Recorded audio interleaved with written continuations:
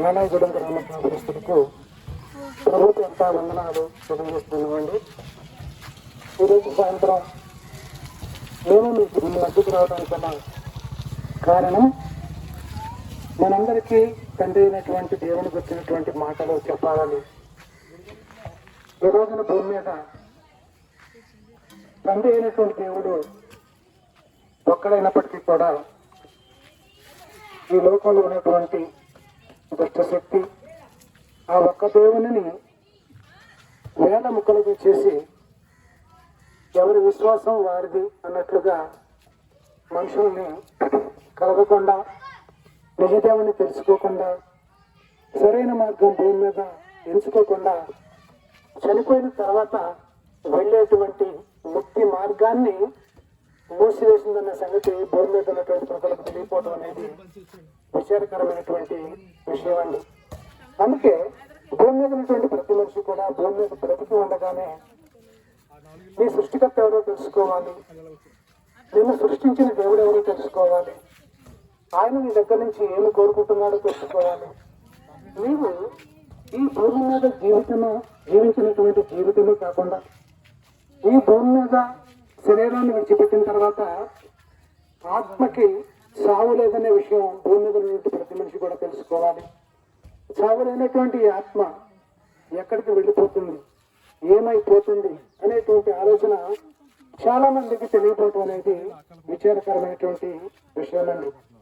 ఆ యొక్క ఆత్మ గురించి, ఆత్మ జీవితాన్ని గురించి, ఆత్మ ప్రయాణం గురించి దేవుడు మనందరినీ కూడా ప్రేమించి ఇచ్చినటువంటి 66 పుస్తకాలుగా కలిగినటువంటి దైవ గ్రంథంలో మానవుని యొక్క భూత భవిష్యత్తు వర్తమాన కాలాల గురించి, మానవుని యొక్క ఆత్మ యొక్క ప్రయాణం గురించి పూర్తిగా డీటెయిల్స్ అనేది ఇవ్వడం జరిగింది.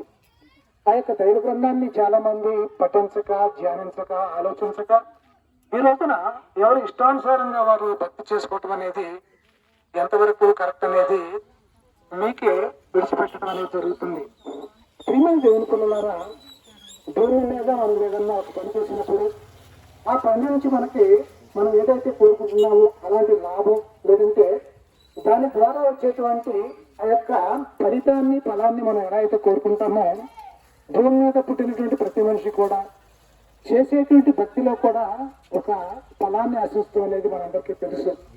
ఆ ఫలం అనేది భూమి మీద ఎవరో ఏదో ఇస్తారు, లేదంటే శరీర సంబంధమైనటువంటి కోరికలు ఆశించి దేవుని దగ్గరికి రావటం అనేది అది అంత తెలివైనటువంటి పని కాదు ప్రియులారా. ఎందుకంటే మనిషికి అర్థం కాని విషయం ఏంటంటే మనిషి చనిపోయిన తర్వాత మరొక జీవితం అనేది ఆత్మకు ఉందండి. ఆత్మ జీవితాన్ని గురించి బ్రతికొండగానే భూమి మీద ఉండగానే ప్రతి మనిషి కూడా ఆలోచించి సరైన నిర్ణయం అనేది తీసుకోవాలి. కాబట్టి మేమందరం కూడా ఈ రోజున ఈ ప్రాంతానికి వచ్చి మిమ్మల్ని ప్రేమించి దేవుడు చెప్పమన్నటువంటి ఈ మాటలు మీ యొక్క ఆత్మ గురించి, ఆత్మ రక్షణ గురించి, ఆత్మ శాంతి గురించి అనేక విషయాలు మీకు చెప్పటం అనేది జరుగుతుంది ప్రియులారా. ఇంకా మరికొన్ని విషయాలు మీకు ఇంకా కావాలి అని ఉద్దేశంతో మీ సెంటర్లో ఉన్నటువంటి చర్చి వద్ద ఈరోజు సాయంత్రం 7 గంటలు సిఎస్ఐ చర్చి దగ్గర ఆ యొక్క చర్చి గ్రౌండ్ లో తెర మీద దేవునికి వచ్చినటువంటి దృశ్యాలతో కూడినటువంటి పాటలు చూపించబడతాయి.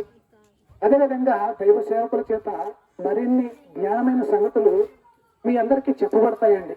కాబట్టి దేవుని పలుకులు మీ కాళ్ళ దగ్గరకు వచ్చేయండి, మీ దగ్గరకు వచ్చేయండి, మిమ్మల్ని ప్రేమిస్తున్నాయి, మిమ్మల్ని ఆహ్వానిస్తున్నాయి.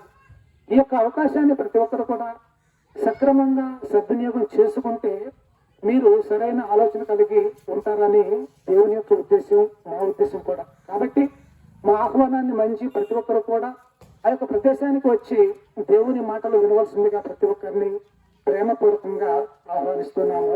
దయచేసి గమనించగలరు.